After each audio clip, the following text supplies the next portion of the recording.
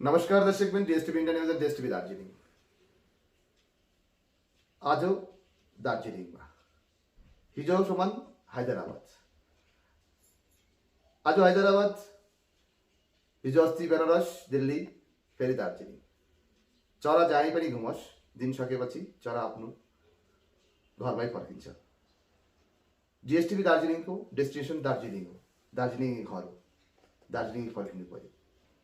Host panchayat चुनाव त्यो चुनाव लिएर आज वार्ता हामी गरिरहेका छौँ। हामीसँग हुनुहुन्छ भारतीय गोर्खा प्रजातान्त्रिक मोर्चाका एक वरिष्ठ लिडर, साथै उहाँ जिटिएको एउटा पोस्टमा पनि क्यारी गर्नुहुन्छ, chief public relations officer SP Sharmaji. उहाँले एसपी शर्माजी भन्ने पनि सबैलाई पहिचान्छ, शक्तिप्रसाद शर्मा भन्दाखेरि बहुत कम मान्छे पहिचान्छ। नमस्कार शक्ति। नमस्कार शक्तिज्यू, सीधा प्रश्नमा हो, आखिर यो चुनाव हाम्रो भ्युअर्स जुन छ all over India basis viewers छ, हजुर भ्युअर्सको लागि हामी हिन्दीमा जाउँ कि नेपालीमा जाउँ? एजुबिस हिंदी में गर्दा नि हुन्छ, हामीले नेपालीमा गर्दा पनि हुन्छ। दर्शकबिंद, आप लोग पता चल गया जो शक्ति जी ने अपना नेपाली से भी हिंदी भी बोलने के लिए तैयार है, क्योंकि हमारा जो फॉलोअर्स और व्यूअर्स है ज़्यादातर हिंदी भाषी है, तो इस वजह से मैं हिंदी में जाऊंगा, क्योंकि मेरा जो नेपाली टांग है उसमें कहीं ना कहीं नेपाली में कमजोरी लगते हैं। तो शक्ति जी, पहाड़ में चुनाव है, पंचायत चुनाव, इस चुनाव लेकर आपका क्या याद है? चुनाव लेके बेसिकली ये पंचायत चुनाव आपको पता है कि लगभग 3-4 दशक से यहाँ पे हुई नहीं थी। तो यहाँ के जो ग्रामीण इलाके में जो जितने भी हमारे जनता रहते हैं, बाशिंदा रहते हैं, तो वो विकास से वंचित थे। तो ये पंचायती चुनाव 2 टाइप के हो रही है राइट ना। तो इसमें आम जनता जो है वो खुशी है, क्योंकि विकास से जो वो वंचित थे, अब 2 दशक या 3 दशक के बाद उनके पास एक चुनाव का करने का मौका आया है, सरकारी योजनाएं उनके पास जाएगी। तो हमें लगता है स्वागत करना चाहिए, और सारा जितने भी राजनीतिक दल हैं, जितने भी बुद्धिजीवी वर्ग है, सभी स्वागत ही कर रहे हैं इसका। बहुत सारे एंजाम आपका पार्टी के ऊपर में सर पे है, आपका पार्टी का प्रेसिडेंट बोलो, आप बोलो, और जो भी बोलो, सबका ऊपर में बहुत सारे एंजाम है। एंजाम ऐसा है, कहीं घोटाला, कहीं अपनापन, इसको किस एंगल से आपने क्या करते हैं? देखिए, राजनीति में रहेंगे तो इल्जाम तो आने ही है। राजनीति में रहेंगे तो एक जो राजनीतिक दल है उसको, उसके जो विपक्षी के जो दल हैं, जो नेतृत्व है, वो आरोप तो लगाते ही रहेंगे। लेकिन दिक्कत इस बात की है कि सिर्फ आरोप ही लगाते जा रहे हैं, कोई इसका कोई ठोस प्रमाण आज तक उपलब्ध नहीं कराए उन्होंने।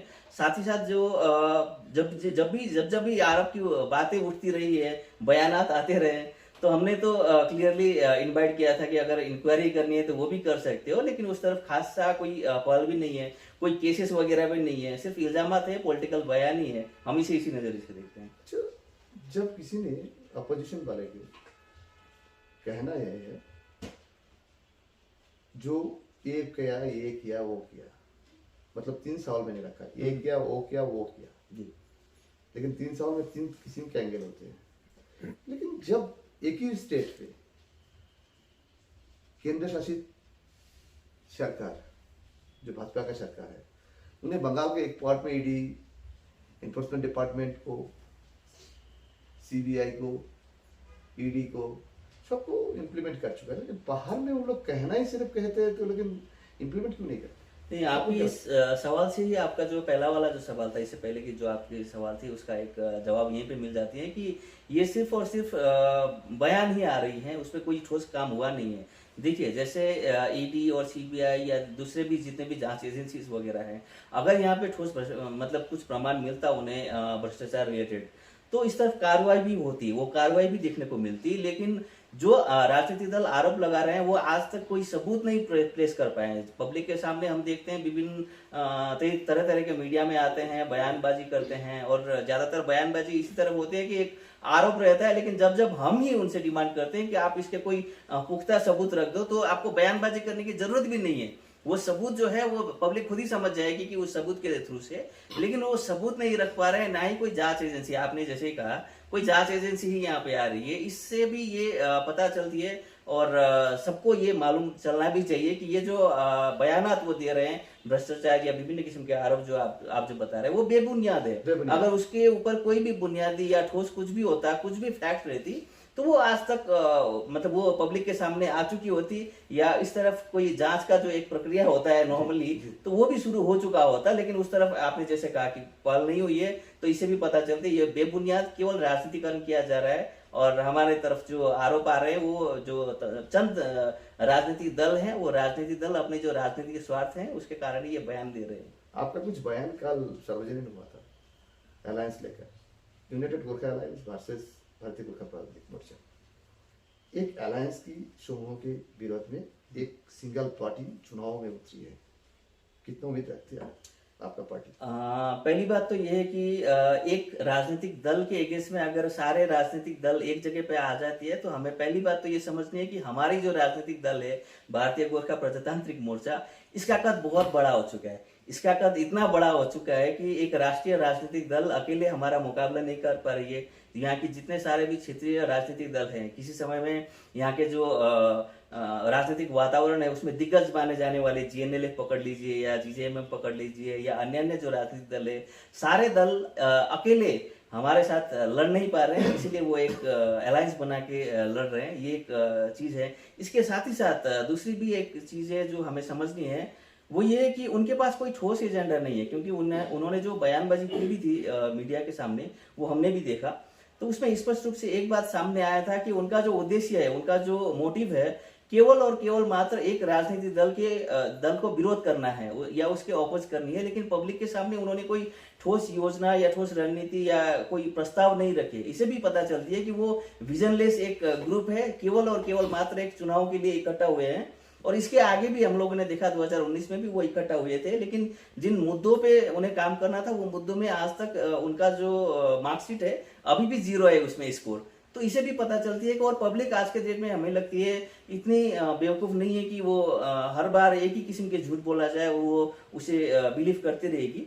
तो हमें लगता है पब्लिक अभी जानकार है, इसलिए हमें इस गठबंधन को हम उतना वो इम्पोर्टेंस नहीं दे रहे हैं जितना वो खुद को समझ रहे हैं, या जिस उद्देश्य से होना चाहिए था, या जो पॉलिटिक्स में होता है कि जब आप चुनाव में जाते हैं एक महान उद्देश्य होना चाहिए, जन सेवा का एक जो भावना होना चाहिए था, वो नहीं है। और इसी के कारण हमें लगता है ये बड़ा फैक्टर होने वाला नहीं है। अच्छा, एक बात ये है ना, आपका बोल रहे फैक्टर, लेकिन आप लोग को ये पंचायती राज चुनाव 23 साल बाद बाहर में लट गया है। जैसे अनित जी आपका पार्टी का प्रेसिडेंट है, उन्हें जब हम लास्ट ईयर 2022 में जब जीटीए चुनाव लड़े थे, उनसे उस वक्त आप लोग मैनिफेस्टो में रखा था पंचायती राज लौटाएंगे जी।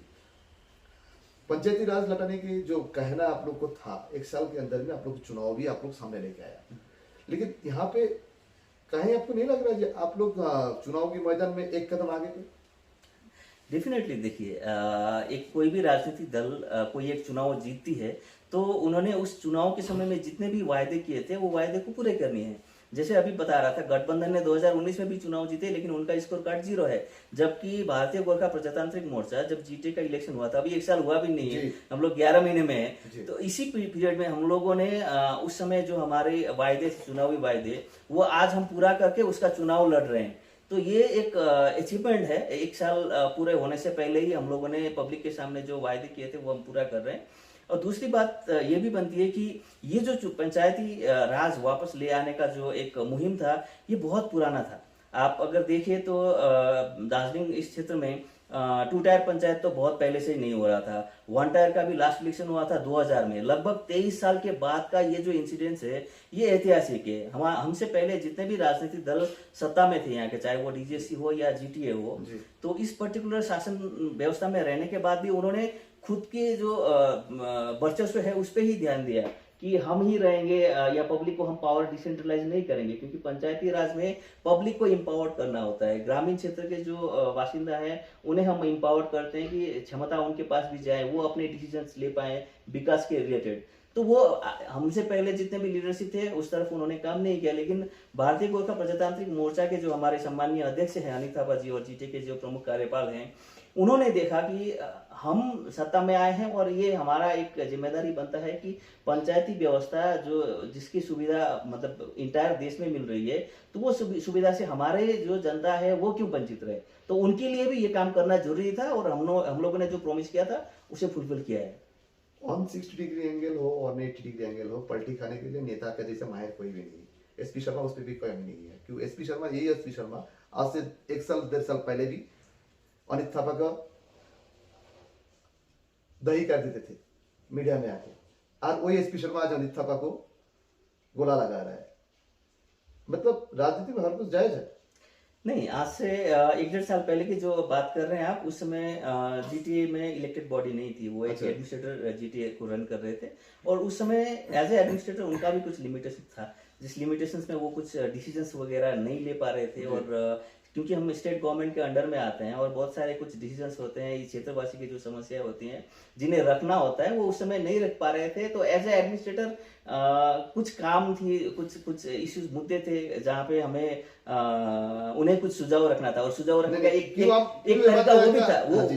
एज ए ऑपोजिशन सुझाव रखने का एक तरीका वो भी था। जी। और वंस ये एक इलेक्टेड बॉडी हो गई, जीटीए का जब इलेक्शन घोषणा हो जी। गया, तो उसके बाद से ही मुझे लगा कि देखिए जब इलेक्शन आ जाता है तो एक इलेक्टेड बॉडी की अलग सी जिम्मेदारी बनती है, पब्लिक की इश्यू को वो बेटर तरीके से रख सकते हैं। और जीटीए इलेक्शन से पहले ही हम लोगों ने एक निर्णय लिया था कि ये जब जीटीए का जो चुनाव है वो होने के बाद पब्लिक को बेनिफिट मिलनी चाहिए, क्योंकि ये इलेक्टेड बॉडी 2027 तक है। एक 5 साल का जो एक पीरियड रहता है, लंबा पीरियड है पब्लिक का एक, तो इस 5 साल को पब्लिक के हित में यूटिलाइज किया जाए। इसलिए अलग रह के जो एक एनर्जी वेस्ट ना करके हम एक साथ मिलके ये काम मतलब कर ये सकते बात हैं। शक्ति शर्मा ने आज मतलब एसपी शर्मा ने स्वीकार कर रहा है, ऑपोजिशन में बोलने से बहुत आसान है। जब आप ऑपोजिशन में था बोलने के लिए बहुत माहिर थे, आप बोलने के लिए बहुत आसान थे, लेकिन आज जब आप सियासत की कुर्सी पे बैठा है तब आप उस जगह पे बोलने के लिए लमा मतलब लिमिटेशन आ गया।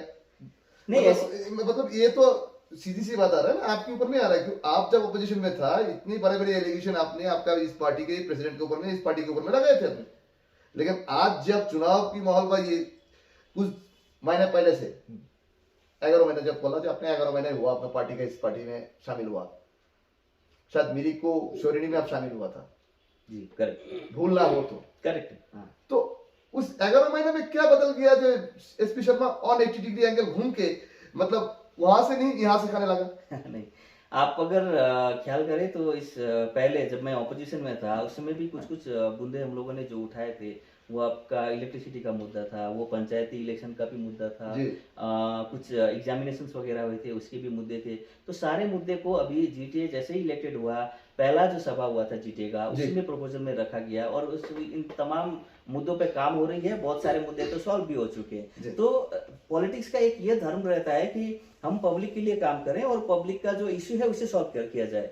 तो उस समय जो एडमिनिस्ट्रेटर का जो बॉडी था वो इसमें सक्षम नहीं था। और मेरा भी एक फंक्शन उस समय जिम्मेदारी ये थी कि मैं ऑपोजिशन में रह के आवाज उठाऊं।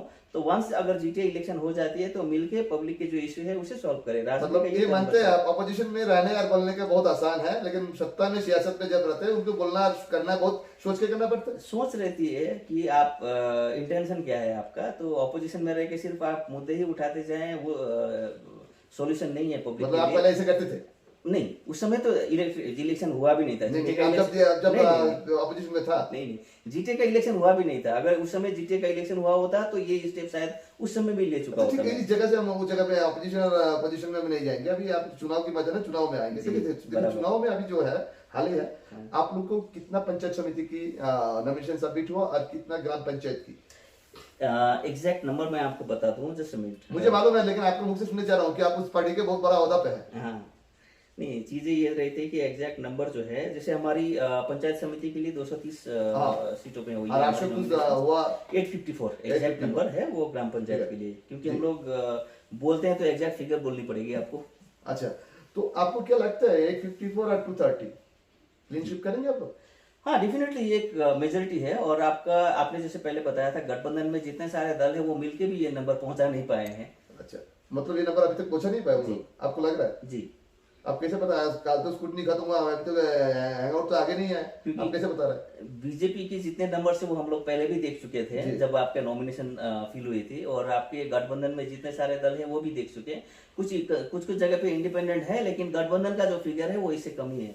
मतलब पहाड़ में यही पहले 23 साल बाद में कोई चुनाव हो रहा है, जिस चुनाव में जो पहाड़ का आदमी, पहाड़ का अपोजिशन पार्टी बहुत लीडर जो है वो गोरखालैंड का आवाज नहीं उठा रहा है। मतलब एक जगह में तसल्ली है इस जगह पे, क्योंकि हर जगह में गोरखालैंड आ जाता है। लेकिन इस चुनाव पे शायद भगवान ने रक्षा करे इन लोग के, आप लोग को हर पॉलिटिकल पार्टी का बुद्धि में शायद आ जाए जो इस जगह पे भी गोरखालैंड का आवाज नहीं। क्योंकि म्यूनिसिपैलिटी चुनाव में भी 2017 जब हुआ था, उसके बाद जो अनस्टेबल हुआ था दार्जिलिंग, वो गोरखालैंड इशू लेकर ही हुआ था। चुनाव में, म्यूनिसिपल चुनाव में आप लोग गोरखालैंड डाल देते पहाड़, लेकिन इस चुनाव में वो वो इधर नहीं हुआ, वैसे वेब नहीं है। लेकिन इस जगह पे आपको लगता है आप लोग क्लीन स्वीप करेंगे, क्योंकि आप लोग 4 बार चुनाव हारने के बाद 5वां बार आप लोग चुनाव जीते, हाँ, जीतेगा। पहले मैं वहाँ पे आता हूँ जो आपका पहला सवाल था कि पहले जैसा होता था कि हर चुनाव में गोरखालैंड का एक मुद्दा सामने आ जाता था, लेकिन विद टाइम जनता थोड़ी सी सचेत भी हो चुकी है और उन्हें पता है कि ये जो चुनाव है, ग्राम पंचायत का जो चुनाव है, वो ये बेसिकली विकास सेंट्रिक एक चुनाव है। इसमें डेवलपमेंट रिलेटेड मुद्दे में ही चर्चे होने हैं, तो इसलिए ग्राम पंचायत कभी भी गोरखालैंड देगी नहीं। तो ये मोटा मोटी इतनी बात तो आज के डेट में हर पब्लिक को पता है। और दूसरी जो बात है कि गोरखालैंड का जो मुद्दा इस बार नहीं उठ रहा है और हम क्लीन स्वीप कर पाएंगे 4 बार हारने के बाद, तो आपके सवाल में ही जवाब है। बेसिकली 4 बार हारने के बाद हम जीटीए में क्लीन स्वीप करके आए हैं। पब्लिक के पास एक क्लियर एजेंडा था कि जीटीए का जो चुनाव है वो भी गोरखालैंड का चुनाव नहीं है, वो विकास का मुद्दा था। और विकास का मुद्दा एक क्लियर एजेंडा के साथ, क्योंकि हमारी जो राजनीतिक दल है भारतीय गोरखा प्रजातांत्रिक मोर्चा, हम विकास के मुद्दे पे ही जीटीए चुनाव लड़े थे और इस बार का जो चुनाव है वो भी विकास का ही मुद्दा है। तो बाकी सारे जो भी गठबंधन के दल है या हमारे जो विपक्ष में जितने भी राजनीतिक दल है, वो कहीं ना कहीं अभी भी मुद्दे पे कंफ्यूज है कि किस मुद्दे पे वो चुनाव लड़े, जबकि हम क्लियर थे जीटीए के चुनाव में भी, आज भी हम क्लियर है क्योंकि हम विकास के एजेंडा पे ही काम कर रहे हैं। तो इसके कारण पब्लिक के पास भी एक क्लियर चॉइस है, ये विकास का चुनाव है तो विकास के रिलेटेड जो राजनीतिक दल सोच रही है, जो इस विजन के साथ काम कर रही है, उसी को रखना है। और बाकी जितने भी राजनीतिक दल कंफ्यूज हैं, लेट देम और फिल्टर होकर एक क्लियर एजेंडा के साथ आए, उसके बाद ही प्रतिद्वंदिता कर पाएंगे वो, हमें ऐसा लगता है। अच्छा देखिए, जैसा आप लोगों को पार्टी जब जीजेएम फेज 2 था, उस वक्त आप उस पार्टी में शामिल नहीं था।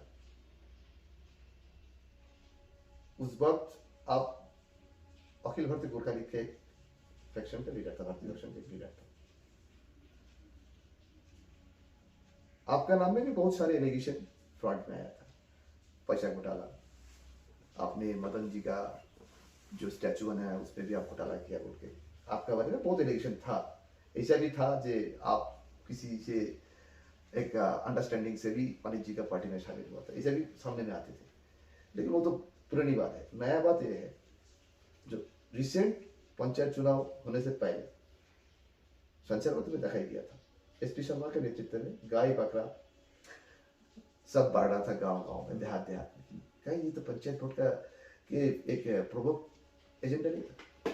नहीं, ऐसी बात नहीं है। पहले मैं शालिक से आ जाता हूँ। स्वर्गीय मदन तामांग जी की जो शालिक निर्माण करने की जो एक प्रक्रिया थी, वो एक ट्रिब्यूट था, क्योंकि हम जो पॉलिटिक्स करना चाहते थे वो एविडेंस बेस्ड पॉलिटिक्स था। और मैं आज भी वही बोलता हूँ, मैं अगर किसी पे एलिगेशन लगाऊं तो उससे पहले मेरे पास तथ्य होना चाहिए। तो जो भी लोग अभी आरोप लगा रहे हैं कि मदन तामांग की जो शालिक के ऊपर का जो एक घोटाला या जो भी है, मैं उनसे निवेदन करता हूं, कम से कम स्वर्गीय मदन तामांग जी के रिस्पेक्ट के लिए ही आप जिनका नाम यूज कर रहे हो, कम से कम आरोप लगाने के लिए एक तथ्य सामने रख दीजिए, मैं खुश हो जाऊंगा। कम से कम मैं ये सोचूंगा कि स्वर्गीय मदन तामांग जी का जो आप नाम लेके एलिगेशन लगा रहे हो, कम से कम उनकी पॉलिटिकल आइडियोलॉजी को तो फॉलो करो। तो मैं ये बिलीव करता हूँ। दूसरी जो बात है, एआरडी डिपार्टमेंट के थ्रू से जो हम लोग एनिमल्स डिस्ट्रीब्यूशन कर रहे थे, जो आपकी 4 पशु प्राणी हम लोग वितरण कर रहे थे, वो बेसिकली लाइवलीहुड डेवलपमेंट प्रोग्राम था। और ये इसलिए किया गया था क्योंकि रूरल क्षेत्र में, जैसे आपको पहले से पता है कि पंचायती व्यवस्था था नहीं, तो इसके कारण बहुत सारे जो लाइवलीहुड के जो इश्यूज थे वो अभी उन्हें सपोर्ट करना था। और जीटीए का जो चुनाव हुआ था, उस जीटीए के चुनाव में भी हमारा एक और एजेंडा था कि हम सबको स्वनिर्भर बनाएंगे, रोजगार के कुछ संसाधन खोलेंगे। तो उसी योजना के तहत हम लोग किचन गार्डन का प्रोग्राम कर रहे थे, पोली हाउस के, मतलब एग्रीकल्चर सेक्टर में भी प्रमोट कर रहे थे, साथ ही साथ एनिमल हस्बेंड्री का जो विभाग है उसमें भी सपोर्ट करना चाहते हैं कि हम चाहते हैं कि लोगों को रोजगार मिले, लोगों को काम करने का अवसर मिले, उनकी इकोनॉमिकली अपलिफ्ट किया जा सके। तो जीटीए में आने का लगभग 11 महीना हो चुका था, 10 या 11 महीने का। तो ये पीरियड एक सब्सटेंशियल टाइम है जहाँ पे कुछ ना कुछ हमें योजनाएं तो ऐसी करनी है कि पब्लिक को राहत मिले, पब्लिक को बेनिफिट मिले, तो इकोनॉमिकली उन्हें अपलिफ्ट करने का ये एक प्रोग्राम था, इसी हिसाब से दिख रहे थे हम। अच्छा, सुनिए ना, बात इस जगह पे आ रहा है, जब ये जगह पे चुनाव आ गया, पंचायत चुनाव, United Gorkha alliance versus BJP, मतलब भारतीय गोरखा प्रजातंत्र मोर्चा। तो आपको ये जो चुनाव, आपको लगता है जो ये चुनाव में आप लोग क्लीन स्वीप कर पाएंगे? आपको लगता है? पहली बात तो हमें लगती है 2 कारण है। एक तो कारण ये कि जितने हमारे विपक्ष में राजनीतिक दल हैं वो भी सोचते हैं कि आज के डेट में जीटीए में सबसे शक्तिशाली राजनीतिक दल है बीजेपी। जीटीए में नहीं, दार्जिलिंग पहाड़ में, पहाड़ी क्षेत्र में बोल हाँ, सकते। जीटीए तो एक एडमिनिस्ट्रेशन सर, इस जीटीए क्षेत्र में जी, जी। क्षेत्र एक पर्टिकुलर रीजन है, हाँ। उस रीजन में तो ये एक शक्तिशाली दल के हिसाब से भारतीय गोरखा प्रजातांत्रिक मोर्चा। और दूसरी जो बात है, गठबंधन के जितने सारे राजनीतिक दल है वो खुद ही इस विषय में कंफ्यूज है, क्योंकि आज के डेट तक ही हम ये देख पा रहे हैं कि बहुत सारे ऐसे सीट है जिसमें उनकी तरफ से ही एक ही सीट में 4 या 5 प्रतिद्वंदी। तो alliance कहाँ से हो गया? वही बात है, तो उनका जो अलायंस का जो सिस्टम है, जो स्ट्रैटेजी है, जो आपसी तालमेल है, उसमें ही हम देख रहे हैं कि वहाँ वहीं पे अभाव है। और इसी के कारण एक जगह पे वो तो अलायंस में जितने राजनीतिक दल है वो खुद ही एक से दूसरे कम्पीट किए जा रहे हैं, तो उसका एक एडवांटेज तो हमें मिलना है। दूसरी जो बात है कि एक सेंस ऑफ रीजनलिज्म है, पहाड़ की जो पॉलिटिक्स है, पहाड़ की जो राजनीति है वो हमेशा स्वायत्तता के ऊपर थी। 1907 से हम लोग यही बात किया जा रहे थे कि हमारी जो अलग पहचान होनी है, हमारी जो एडमिनिस्ट्रेशन है वो अलग होनी है, हमारी जो रीजनल मुद्दे हैं उस मुद्दे को लेके हम लोग हावी थे। तो अभी स्थिति ये बनी हुई है कि एक जीपी लेवल का जो एक चुनाव होता है वो सबसे लोएस्ट इकाई है मतलब एमपी से गणतंत्र में। आपने एक वीडियो जारी किया था, संदेश जारी किया था। जी जी, एमपी का जो इलेक्शन होता है देश बनाने वाली एक संसदीय प्रणाली की एक चुनाव है जो सर्वोच्च इकाई है, और जीपी होगी सबसे न्यूनतम इकाई जहाँ पे लोएस्ट पॉसिबल एक इलेक्शन है। तो ये तमाम में अगर हम लोग राष्ट्रीय राजनीतिक दल को लेके आएंगे तो क्षेत्रीय राजनीतिक दल जो उनके साथ गठबंधन में है उनका अस्तित्व क्या रहेगा? कल के डेट में तो मतलब वो ना जीपी लेवल के चुनाव लड़ पा रहे हैं, फॉरगेट अबाउट एमपी या एमएलए, वो तो बड़े लेवल के चुनाव हो गए। जीपी लेवल के चुनाव में वो अगर अपनी उम्मीदवारिता नहीं दे पा रहे हैं तो कल के डेट में उनका जो राजनीतिक अस्तित्व है वो कहाँ जाएगा? ये सेंस भी उनके पास भी है, लेकिन कहीं ना कहीं एक बंदिश है, कुछ मजबूरी होगी उनकी जिसके कारण अभी भी वो बैठे हैं वहां पे। तो इसी के कारण जो 100% जो एफर्ट रहना चाहिए था चुनाव में वो हमें दिख नहीं रहा है, उसी के कारण उनका जो गठबंधन है वो भी हमें उतना स्ट्रांग नहीं दिख पा रहा है। तो इसका भी एक एडवांटेज हमें रहेगा भारतीय गोरखा प्रजातांत्रिक मोर्चा को इस चुनाव में। भारतीय जनता पार्टी का सांसद राजू बिष्ट और अलायंस के बड़ा दल उन लोग भी है, उन्हें आप लोग जब विकास के मुद्दा पे जा रहा है, उन लोग भी विकास के लिए प्रपोज उस शहरों के प्रधानमंत्री से उन्हें प्रपोज पास करवा दिया बोल रहा था, तो वो भी तो बहुत बड़ा है, तो उन्हें भी तो शायद बोल सकता है जो उन्हें भी विकास कर रहा है। सांसद राजू बिष्ट अगर यहाँ पे राजनीति कर रहे हैं तो उनका एक ही रीजन है कि, और ये बीजेपी का भी मैं बात कर रहा हूँ, सिर्फ सांसद का नहीं, तो बीजेपी की अगर राजनीति कर रहे हैं तो उसका एक ही कारण है कि लोगों ने, यहाँ के आम जनता ने उन्हें भरोसा किया था एक विषय पे, वो है हमारी जो पहचान के मुद्दे हैं उसे सॉल्व करें, विकास के मुद्दे पे नहीं। आप अगर 2019 में सांसद राजू बिष्ट जी से अगर बात किए होंगे या बीच बीच में भी उनके जो वक्तव्य आते रहे होंगे, आपने अगर उन्हें फॉलो किया होगा, तो वो एक ही विषय बोलते हैं कि विकास हमारा एजेंडा नहीं है, हमारा एजेंडा उससे बड़ा है, अलग राज्य का मुद्दा है, पब्लिक को यहाँ पे एक पहचान की जो एक समस्या है उन्हें निवारण करनी। तो आज अचानक 4.5 साल उनका 4.5 साल का जो उनका कार्यकाल है वो लगभग खत्म होने को आया है, और इस पर्टिकुलर पीरियड में पहचान की तरफ या जिन मुद्दों पे वो चुनाव लड़े थे एक भी काम हुआ नहीं है। तो इस समय वो आके अचानक से पलटी करते हैं, सिर्फ उनका 6 महीने का कार्यकाल बाकी है। 6 महीने में 2 सेशन भी तो है, कुछ भी कर 2 महीने सकते, तो उसी सेशन में फोकस करें वो उन मुद्दे पे जिन मुद्दों में पब्लिक ने उन्हें बहुमत देके भेजा है। तो उन्हें ये जो जीपी लेवल के जो मुद्दे हैं उनमें तो क्षेत्रीय राजनीतिक दल को छोड़ देने चाहिए। वो क्यों यहाँ पे विकास के मुद्दे को लेके जीपी लेवल के जो चुनाव है उसमें लड़े जा रहे हैं, और क्षेत्रीय राजनीतिक दल के जो अस्तित्व है उसी संकट में लिए जा रहे हैं। समस्या तो ये है, जिन मुद्दे पे जिताया गया है आपके पास टाइम है, आपने जैसे कहा 2 सेशन है, 2 सेशन में काम करें, पब्लिक लिए उनके लिए जिताया था। अगर ये काम कर देते हैं तो बीजेपी और सांसद राजू बिष्ट जी को पब्लिक आगे भी वोट देगी। लेकिन जिन मुद्दों पे आपने पब्लिक को एश्योर किया था, तो उस मुद्दे पे अगर आप काम नहीं करेंगे और मुद्दे से भटकने के लिए ये छोटे छोटे चुनाव में भी आप अगर फोकस करेंगे, तब पब्लिक आप पे कैसे भरोसा करेगी? ये एक सवाल बनती है आज के डेट में।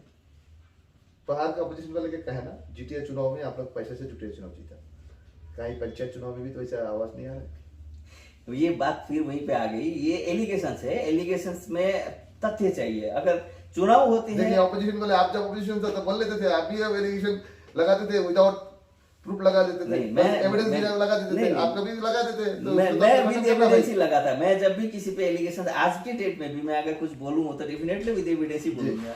मैं जैसे मैंने आपको बताया ना, नंबर के लिए भी मैंने एविडेंस चेक किया और आपको नंबर बताया, क्योंकि जी। मैं ऐसा नहीं चाहता कि मैं अगर किसी रेस्पॉन्सिबल जगह पे हूँ, आपके जैसे एक वरिष्ठ पत्रकार से बातें कर रहा नहीं, हूँ। हम वरिष्ठ नहीं, हम छोटा यहाँ नहीं, स्टूडेंट लाना आप है। जो एक वरिष्ठ पत्रकार है, तो उनके सामने अगर मैं कुछ फिगर बोलूं, डेफिनेटली मेरे पास उसके तथ्य होने चाहिए। मैं ऐसे ही नहीं, हमारा सवाल से भटक जा रहा है, तो सवाल का जवाब दीजिए। नहीं, सवाल का ही जवाब दे रहा हूँ कि अगर उनके पास तथ्य है, डेफिनेटली उस तथ्य को रखिए, और अगर पास तथ्य नहीं है तो ये एक चुनावी आरोप है। आरोप में क्या मतलब, ये एक समय की बर्बादी है। आरोप आपका के ऊपर पार्टी का आलोचना वाइस करना है। प्रेसिडेंट सतीश पोखरेल, हाँ, उनके ऊपर में एक बहुत बड़ा एलिगेशन है, अपोजिशन वाले के ऊपर में दबाव डाल रहा है उनके क्षेत्रों में।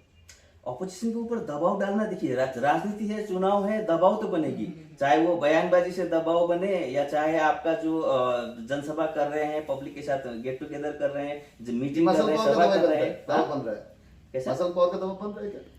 उसका भी मैं आपको वही बताऊंगा, तथ्य चाहिए कि देखिए, बयानबाजी तो रहती है, बयानबाजी का जो है, बयानबाजी करने की एक साइकोलॉजिकल गेम ही है ना चुनाव में। आप अपने प्रतिपक्षी जो है उनको मानसिक रूप में कैसे कैसे आप कमजोर कर सकते हैं, या उनकी जो स्ट्रैटेजी है उसके उससे बेटर स्ट्रैटेजी कैसे लगा सकते हैं, पब्लिक को कैसे प्रभावित कर सकते हैं, अपनी जो योजनाएं कैसे रख सकते हैं, ये तमाम विषय रहती हैं चुनाव में, और ये वही हो रहा है और कुछ नहीं। अच्छा, विमल जी, अजय जी, मोहन जी, आरबी राय जी, तो पाखरिन जी, और आपका पुराना मित्र एक ही पार्टी में था प्रताप खाती जी, ये जो और राजू जी, ये 6-7 का जो बंदा का जो गठबंधन है, ये गठबंधन इस चुनाव में बाकी आप लोग को कठिन मुश्किल सामना करना पड़ रहा है। 2000 नाम आपने जो बताया, उनमें तो पूरे राजनीतिक दल के सदस्य की संख्या है भी 10 से ऊपर नहीं है। अच्छा, 2-4 राजनीतिक दल इसमें, और 2-3 जो राजनीतिक दल हैं जिसमें कुछ सदस्य हैं, तो वो भी इतने इसमें कम तो है। 4 तो बराबर है यार। नहीं, वही 2-4 जो भी हैं, तो उनमें बहुत सारे, सबसे ज्यादा नंबर ऑफ, अगर हम लोगों ने कैंडिडेट्स फाइल नॉमिनेशन किए हैं बीजेपी ने, क्योंकि वो एक राष्ट्रीय दल होने के बावजूद क्षेत्रीय राजनीति में हिस्सा ले रहे हैं, तो मैंने आपको पहले ही बताया। पर टीएमसी भी तो हिस्सा ले रहा है, वो तो भी राष्ट्रीय दल है। वो छोटे अंकों पे, क्योंकि उसका वो नेग्लिजिबल है। आप अगर परसेंटेज देखें तो कितना, 10%, 5% भी नहीं है अच्छा, उनके जो नंबर। आपका अलायंस में है वो। अलायंस में नहीं है एक्चुअली। अच्छा। हमारे तो बहुत सारे वहाँ पे उनके भी कैंडिडेट, आप लोग भी कर रहे कैंडिडेट हैं। हाँ, हमारे अच्छा, मतलब कोई अलायंस नहीं चल रहा है आपका? नहीं चल रहा है, नहीं चल रहा है। और दूसरी जो बातें हैं कि ये जो छोटे छोटे राजनीतिक दल है, वो सिर्फ नाम के लिए है उस गठबंधन में, अच्छा। जिनका कोई अस्तित्व है नहीं, है उनके नहीं। बारे में बातें नहीं करे तो अच्छा अच्छा है। है। और 2-3 जो राजनीतिक दल हैं, वो खुद ही, जिन्होंने पंचायत चुनाव की, एक राजनीतिक दल है जीएनएलएफ, जिनके पीरियड में पंचायती चुनाव रुका गया था 1992 का जब समय आया था, आपको पता होगा। और दूसरी बात है, उन्होंने अगर इलेक्शन करवाया भी तो 2000 में एक 1 टायर का करवाया था, उसके बाद से नहीं करवाया। बीमल जी का जो आप नाम ले रहे थे, उनके कार्यकाल में जब वो जीटीए में सत्ता में थे, जब वो उनका एक क्षमता में थे, पहाड़ के 99.9% जनता ने जब उनका साथ दिया था, तो उस जनता के लिए उन्हें पंचायती राज को वापस लेके आना चाहिए था, लेकिन उस समय इस तरफ कोई पहल नहीं हुई है। तो ये तमाम जो राजनीतिक दल, जिन्होंने कल तक पब्लिक के लिए कुछ नहीं सोचा, पब्लिक के लिए कुछ नहीं किया, पंचायती राज की तरफ कुछ काम ही नहीं किया, तो पब्लिक भी दिख रही है, और पब्लिक को भी पता है कि आज, जैसे हम लोगों ने शुरू में ही कहा था, ये 23 साल के बाद का एक चुनाव आ रही है, तो इसके ऊपर बहुत सारे मेहनत करनी पड़ी है भारतीय गोरखा प्रजातांत्रिक मोर्चा को, जबकि इसके जो विपक्ष में जो राजनीतिक दल हैं, उन्होंने कुछ नहीं किया है। और कुछ नहीं किया है, साथ में सांसद राजू बिष्ट जी है जो है, और बीजेपी जो है, उन्होंने जो एश्योरेंस दिया था, उस तरफ भी उन्होंने कुछ काम नहीं किया। तो एक तरफ हमारी जो रिपोर्ट कार्ड है कि हम लोगों ने जो एश्योरेंस किया था, वो 1 साल होने से पहले ही हम लोगों ने पूरा किए। दूसरी तरफ ये राजनीतिक दल है जो आज तक कुछ नहीं किया, पब्लिक के लिए कुछ करने का एक इंटेंशन भी दिखाया नहीं है। तो इन मतलब डूअर्स वर्सेस नॉन डूअर्स, मतलब जो एक काम करते हैं और एक सिर्फ बयानबाजी करते हैं, मुकाबला इनके बीच में है। और पब्लिक को, मुझे लगता है, पता है आज के डेट में करना क्या है। हमारा जो बातचीत बहुत ही लंबाई चला, लेकिन मैं शॉर्टकट में जाऊंगा, 2-4 सवाल रखूंगा, ये सब 9 में जवाब दें जी। आपका जीत निश्चित? यस। आपका पार्टी को करप्टेड बोलता है, ये सर? नो। लेकिन आपकी सदर से नो बोल रहा है, आपका हर आदमी बोल रहा है करप्टेड। एविडेंस रखिए, मैं तो पहले से बता रहा हूँ, अगर आपके पास एविडेंस है, एविडेंस रख दिए, प्रेस में बयानबाजी करने की जरूरत ही नहीं पड़ेगी, ना उन्हें ना हमें। एसपी शर्मा पर्सनली क्या लगता है? एसपी शर्मा का पार्टी इस चुनाव में क्या योगदान रख सकते हैं? सवाल को और क्लैरिफाई रखिए। मतलब एसपी शर्मा को पर्सनली क्या लगता है, भारतीय गोरखा प्रजातांत्रिक मोर्चा इस चुनाव में जनता के पास कितना एफिशिएंट लगते हैं? भारतीय गोरखा प्रजातांत्रिक मोर्चा, जैसे कि हम लोगों ने पहले भी हम लोगों ने चर्चा की, एक साल से भी कम समय में जो एक लगभग 3-4 दशक का जो एक बहुत बड़ा पेचीदा मुद्दा था, जो पंचायती राज यहाँ ना होने का, तो उस मुद्दे को हम लोगों ने सॉल्व किया है। पब्लिक के पास अभी ये एक चुनाव करने का एक मौका गया है, विकास करने का एक मौका आया है। हम देख रहे हैं कि पब्लिक में जो उत्साह है इस चुनाव को लेके, वो देखते ही बन रही है। तो वो एक बहुत बड़ा अचीवमेंट है और पब्लिक उसकी क्रेडिट दे भी रही है हमें।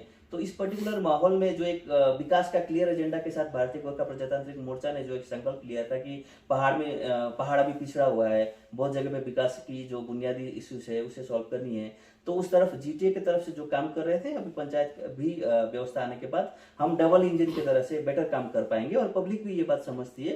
तो इसी के कारण भारतीय गोरखा प्रजातांत्रिक मोर्चा का एक एज है कंपैरेटिव टू अदर राजनीतिक दल, जो ना अलग राज्य की तरफ काम कर पाई, ना आज तक पंचायती या अन्य जो बुनियादी इश्यू पे उन्होंने कोई काम किया है। तो उनके पास बेसिकली रिपोर्ट कार्ड 0 है, जबकि हमारे पास रिपोर्ट कार्ड 100% है। 100%। अच्छा सुनिए ना, ये पंचायती राज की चुनाव की जो हो रहा है 100 स्टेट का एक बात आता है। 100 स्टेट का दार्जिलिंग पहाड़ में काफी दिन से पैसा रखा गया था। सिर्फ दार्जिलिंग नहीं, बंगाल की बहुत जगह पे बहुत शिक्षा है, ऐसा लग रहा है। आप लोग को बस जनता के पास क्या कमिटमेंट रहेगी 100 जगह पैसे छुटाने के लिए? नहीं, डेफिनेटली देखिए, 100 डेज का जो पैसा रुका हुआ है उसके लिए स्टेट गवर्नमेंट ने भी मुद्दा नहीं डल रहा है। नहीं, स्टेट गवर्नमेंट ने इसका पहल किया था। सेंट्रल गवर्नमेंट के साथ स्टेट गवर्नमेंट का जो अपना जो कम्युनिकेशन होनी है, जिस जगह पे कुछ कॉन्फ्लिक्ट हुए थे या कम्युनिकेशन गैप हुई थी, उन्हें रिजॉल्व करने के बाद ये होपफुली अभी आने की कगार में ही है। और दूसरी बात है, पंचायत चुनाव होने के बाद डेफिनेटली इस विषय को और हम लोग डिसेंट्रलाइज वे में देख पाएंगे। और सिर्फ बंगाल का नहीं, साथ साथ में और 2-3 राज्य भी है जिनके उसी जमाने की क्या या सिमिलरली एक इश्यूज थे और उसे राज्य सरकार ने क्लियरिफाई कर दिया है अपने जगह पे सेंट्रल गवर्नमेंट के साथ। तो I think that is the way इसको सॉल्यूशन करने का। हमारे यहाँ तरफ से हम लोग जो कर सकते थे वो दैट इज यही है कि अब 100 डेज के काम और बेटर ढंग से हो और इसे जो क्या बोले, इसमें जो सुपरविजन था वो और बेटर तरीके से हो, हम लोग ये इंश्योर कर सकते हैं। और पंचायती राज आने के बाद वो अच्छी तरीके से होगी, ये तो इंश्योर कर सकते हैं।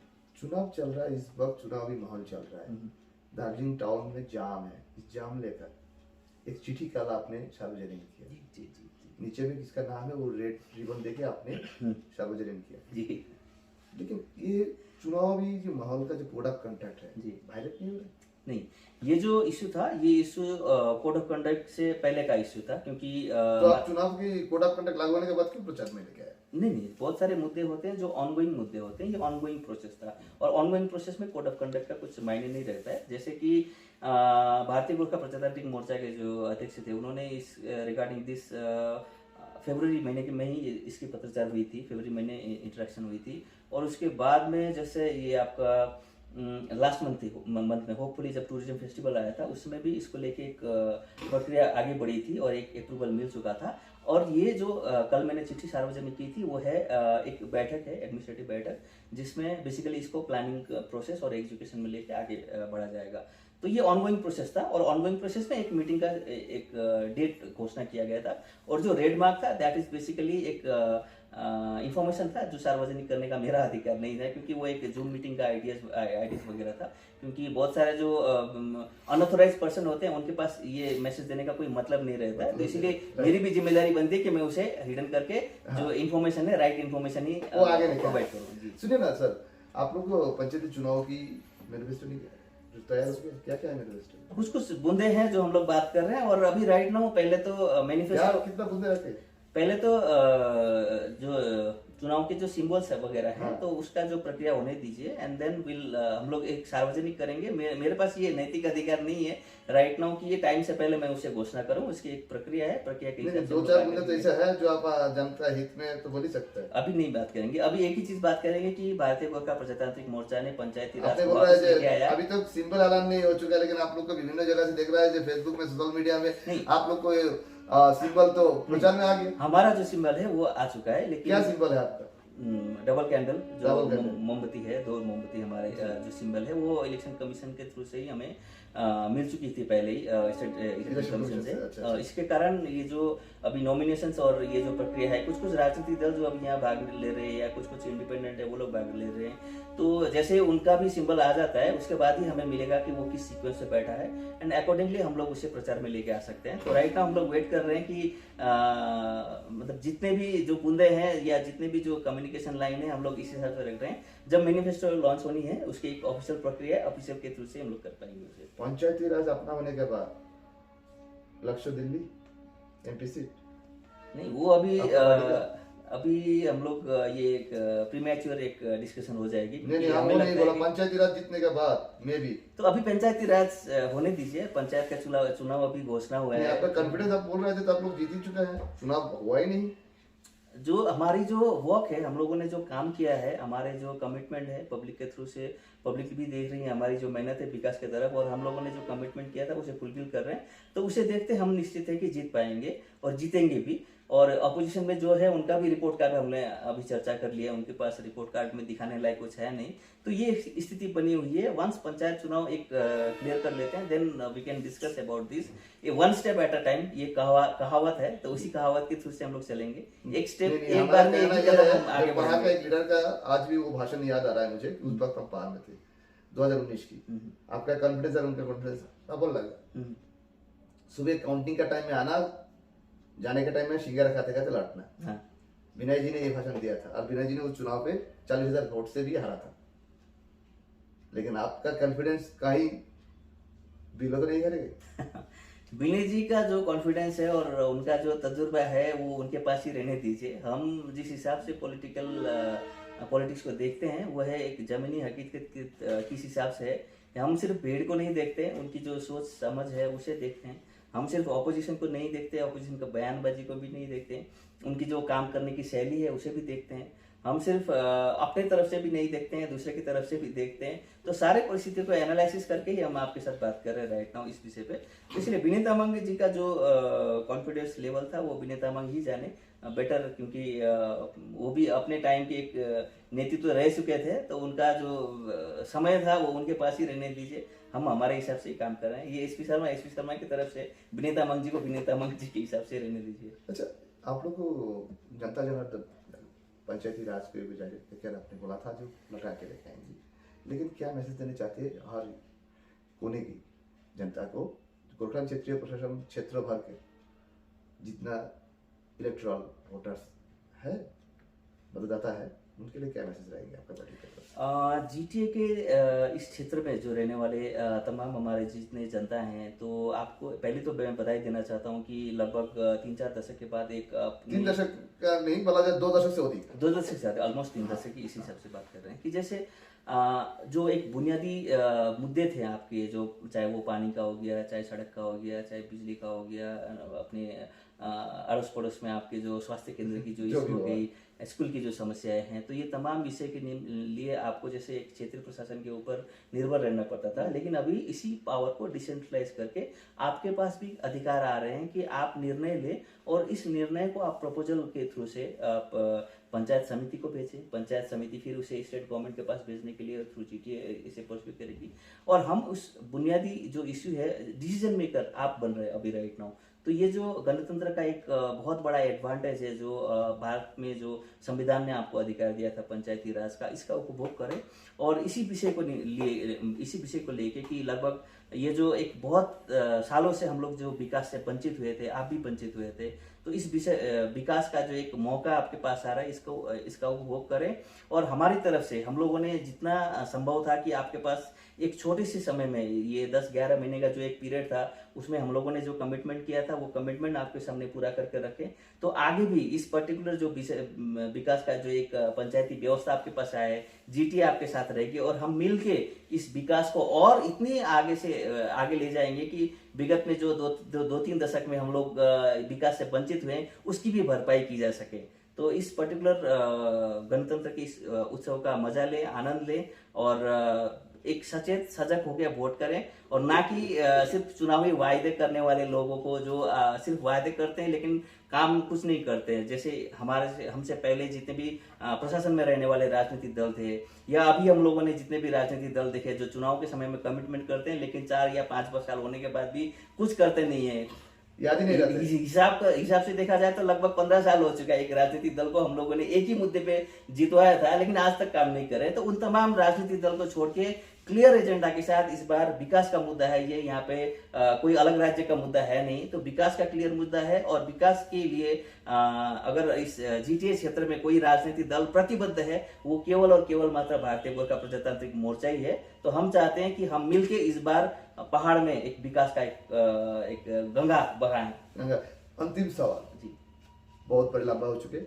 आपके पार्टी के कोई अहमियत बड़े लीडर केशव राज पोखरल जी, उन्हें गठबंधन करना में ठगबंधन कहा, उस जगह पे आपका भाषण क्या है? डेफिनेटली वो ठगबंधन ही है, क्योंकि कैसे आप बोल सकते हैं? सिर्फ चुनाव के समय में अगर कोई एक जगह पे आते हैं, उनका आपसी कोई तालमेल नहीं है। जैसे कि मैंने पहले भी बताया कि कैंडिडेचर में भी उनका कोई तालमेल है नहीं। जितने भी राजनीतिक दल है, जैसे वो कमरे में रहते हैं कि वो गठबंधन बन जाते हैं, कमरे से बाहर निकलते हैं, एक दूसरे के ऊपर वो बयानबाजी शुरू कर देते हैं। तो इसे भी पता चलती है वो केवल और केवल मात्र जनता को ठगने के लिए किया हुआ एक बंधन है, इसीलिए वो ठगबंधन। और जितने भी वो गठबंधन में बैठे हुए राजनीतिक दल है, उन्होंने इससे पहले भी एक गठबंधन किया था, और गठबंधन करने के बाद वो चुनाव तो जीत तो जाते हैं, लेकिन काम कुछ करते हैं नहीं। तो उनका जो कमिटमेंट है, वो कमिटमेंट सिर्फ चुनाव तक ही सीमित रह जाता है, और चुनाव के बाद पब्लिक को एक ठगा महसूस कराते हैं। तो इसीलिए भी वो ठगबंधन, मतलब वो जो ठगा थे उसमें आप भी ठगने में शामिल थे, क्योंकि आप ठगने नहीं, आपको ठगा गया था, क्योंकि आप जब भोगता में बैठा था, आपको कुछ कमिटमेंट किया गया था। आपको लगता है वो कमिटमेंट फुलफिल है? एक कमिटमेंट उन्होंने किया था कि वो ट्राइपार्टाइट टॉक करेंगे, क्योंकि मुद्दे पे कुछ काम हो ही नहीं थी। तो ट्राइपार्टाइट टॉक उन्होंने एक डेट शेड्यूल रखा था, लेकिन उससे भी डिफर कर गए। वो ठग ही रहे थे मुझे, लेकिन इसी के कारण मुझे सांसद राजू बिष्ट जी के जो पुतला है इफेगी, उसे लेके मुझे 1 महीने तक कंटिन्यू निकलना पड़ा, तब जाके कहीं उन्होंने एक ट्राइपार्टाइट टॉक किया था। तो जो कमिटमेंट किया था उन्होंने, मैंने उन्हें ठगने का मौका नहीं दिया। मैं बार बार उन्हें प्रश्न करता रहा, और जब तक उन्होंने मुझे जो कमिटमेंट किया था वो पूरा नहीं किया, मैंने उन्हें चैन से सोने नहीं दिया। तो पब्लिक को भी इसी हिसाब से, कोई अगर राजनीतिक दल कोई कमिटमेंट करती है तो उन्हें तब तक चैन से सोने नहीं देना चाहिए जब तक उनका जो कमिटमेंट है वो पूरा नहीं हो जाता। वही एक एग्जाम्पल था उससे। अच्छा याद दिलाया। दर्शक देखिए, जब ठगबाज की बात होते है, उन्हें बहुत सारे वादा कर लेते हैं, लेकिन वादा उनकी पूरा नहीं होते। लेकिन शर्मा जी का कहना, उनसे भी उन्हें उनका काम निकलवाया था। क्यों? उन्हें डिमांड किया था जो ट्राइपार्टाइट मीटिंग होना पड़ेगा, लेकिन वक्त डिले ही हुआ था, लेकिन बाकी हुआ था वो मीटिंग। लेकिन आगे का दिन में भारतीय गोरखा प्रजातांत्रिक मोर्चा क्या करेंगे कि पंचायती राज जीतने के बाद कैसे दबाव डालेंगे संसद का ऊपर में, पहाड़ इशू लेकर, पहाड़ का जो मुद्दा है वो इशू लेकर, वो देखना है। और इस चुनावी माहौल में उनके साथ मैं दोबारा फिर मिलूंगा, दोबारा बात करूंगा कि उनका प्रचार हमारा चैनल पे लेकर आएंगे। कैमरा विक्रम हिंगलांग के साथ मिलन छेत्री, दार्जिलिंग, वेस्ट बंगाल।